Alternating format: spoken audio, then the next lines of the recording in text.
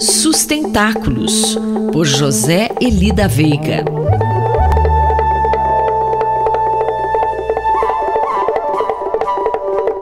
Professor José Eli da Veiga, bom dia. O que ainda há para se falar em relação à coluna da última semana? Bom dia, Quinto, bom dia a todos. É necessário voltar ao tema da coluna anterior, tanto para confirmar algum aspecto mais geral, mas principalmente para corrigir um detalhe que apareceu no final. O que se confirmou claramente durante a semana é que, vamos dizer, uma caracterização mais grosseira do que está acontecendo hoje com o governo federal é que tem realmente um polo pseudo-liberal na economia, um polo pseudo-conservador lá nos Estados Unidos, com um senhor chamado Orvalho de Cavalo, e que os militares estão se constituindo numa espécie de polo intermediário, mas seria pragmático. Aí a dúvida é se é pragmático ou pseudo-pragmático, né? Quanto a isso que foi dito na semana passada, não parece haver dúvidas. Os acontecimentos dos últimos dias só vieram a confirmar que, no fundo, são as três grandes faces desse governo. E com mais do que se poderia imaginar, né? Porque as novidades da última semana são de que o Palácio do Planalto hoje é, na verdade, uma espécie de quartel. Inclusive com essa coisa quase irônica de um órgão que chama Casa Civil ser comandado por um general. E quanto ao Conselho da Amazônia, professor? Pois é, embora os acontecimentos dos últimos dias tenham, mais do que confirmado, tenham reforçado essa visão geral, no que se refere especificamente ao Conselho da Amazônia, que foi usado como exemplo de algo que teria sido anunciado em Davos, mas depois parecia pelo noticiário, é importante lembrar que essa coluna às vezes é gravada com relativa antecedência em relação ao dia que ela vai ao ar. Então, naquele dia em que ela foi gravada, o noticiário parecia dar a entender que esse novo Conselho da Amazônia estava periclitando. Só que não se confirmou, ao contrário. Ele foi constituído, ele mostrou uma certa volta de poder à vice-presidência do Hamilton Mourão. Então, isso é uma correção em relação ao que foi dito a semana passada, mas a questão que apareceu imediatamente também merece ser comentada aqui, é que o grande grita foi de que os governadores teriam sido excluídos desse conselho, os governadores dos estados da Amazônia, né? Por quê? Porque havia antes um conselho que não funcionava em que eles estavam representados. Eu acho que é importante chamar a atenção dos ouvintes para o fato de que está na hora dos governadores terem o seu conselho subnacional. Isso será a coisa mais importante que pode acontecer. Então, a rigor, não é o caso de fazer um ataque ao governo Bolsonaro por não ter colocado os governadores no conselho do governo federal. Cabe, sim, perguntar aos governadores da Amazônia se eles não precisam efetivamente estar mais articulados para levar a política que lhes parece a mais correta. Mais informações sobre sustentabilidade estão disponíveis no site sustentáculos.pro.br e na página pessoal do colunista zeeli.pro.br. Eu, Antônio Carlos Quinto, conversei com o professor José Eli da Veiga para a Rádio USP. Sustentáculos, por José Eli da Veiga.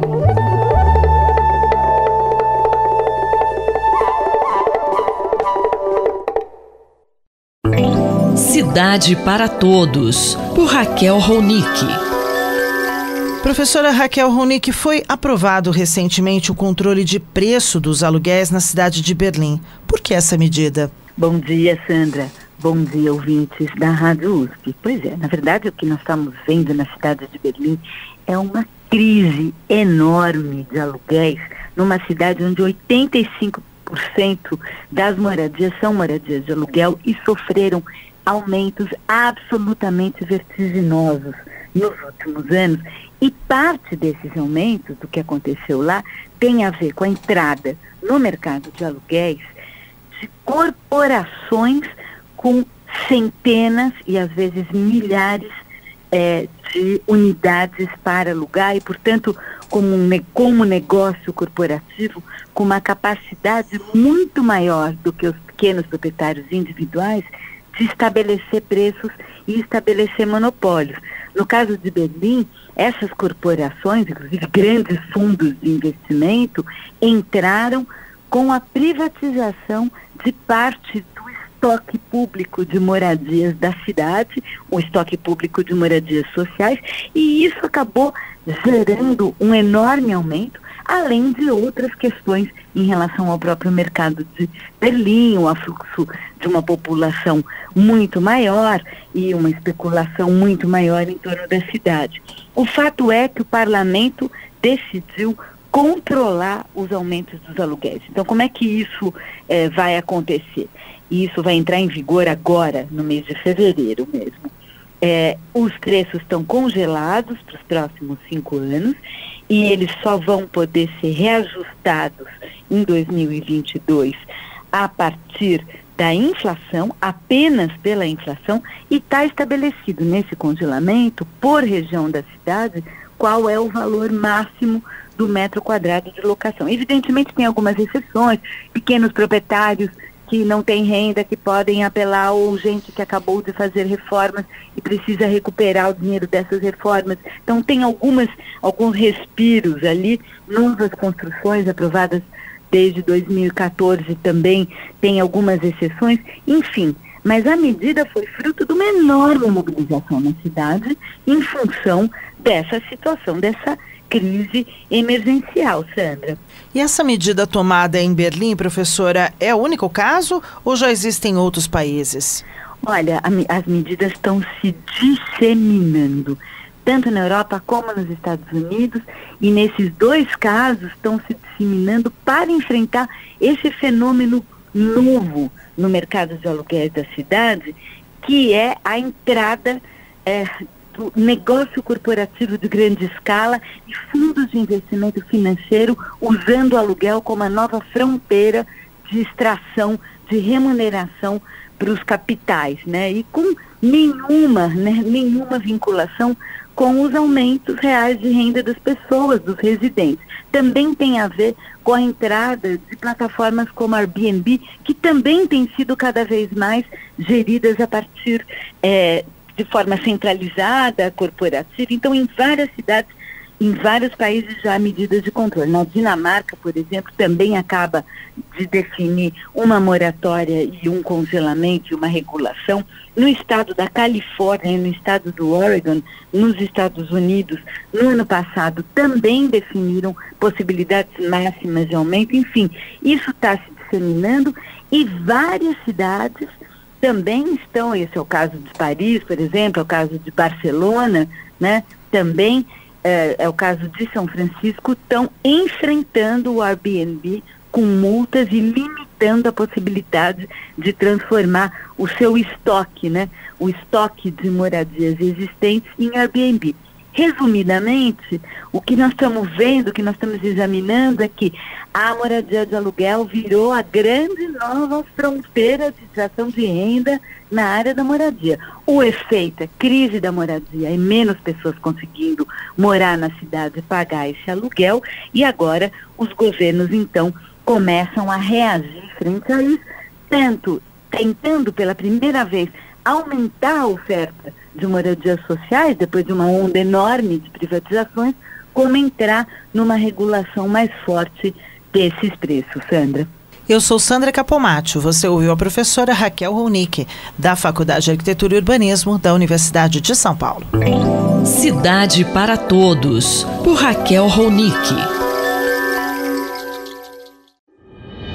Cotidiano na Metrópole, com o professor Nabil Bonduki. Olá, professor. Hoje o assunto da coluna é carnaval em São Paulo, que cresceu nos últimos anos para se tornar um dos maiores do Brasil, né? É isso, Denis. Na verdade, eu fui secretário de Cultura entre 2015 e 2016, e aquele foi um grande momento de crescimento do carnaval, né? Porque a Prefeitura, Secretaria Municipal de Cultura, ela formulou uma estratégia para que o carnaval de rua em São Paulo passasse a ter uma relevância que até então não tinha.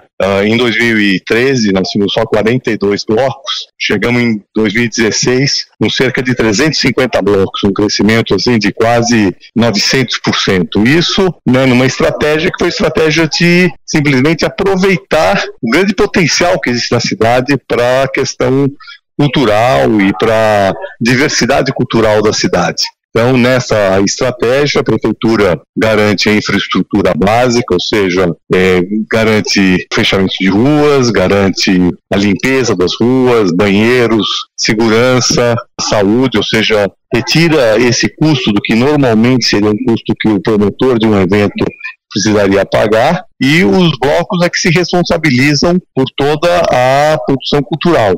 A ideia, né, original dessa estratégia é fazer com que a cidadania cultural, ou seja, blocos que existem, que nascem da comunidade, eles possam utilizar o espaço público para fazer seus desfiles e trazer todo esse colorido, toda essa festa que nós estamos vendo nesses dias aqui em São Paulo, e vamos ver agora a partir de amanhã, principalmente, sexta-feira. Nós já tivemos no fim de semana passado 200 blocos desfilando, agora vamos ter outros tantos, uma vez que está previsto para esse ano 644 blocos. E quais são as questões que envolvem o carnaval esse ano em São Paulo? Olha, Denis, eu acho que nós estamos precisando fazer uma avaliação do carnaval em São Paulo. Ele cresceu muito, de fato a cidade passa hoje a ter um grande ganho econômico. Antigamente as pessoas saíam de São Paulo, hoje as pessoas não só ficam em São Paulo, como outras pessoas vêm de fora, muita gente vem de fora, a rede hoteleira está em lotação completa, quase completa, restaurantes, né, tudo aquilo que diz respeito à produção do carnaval está significando um maior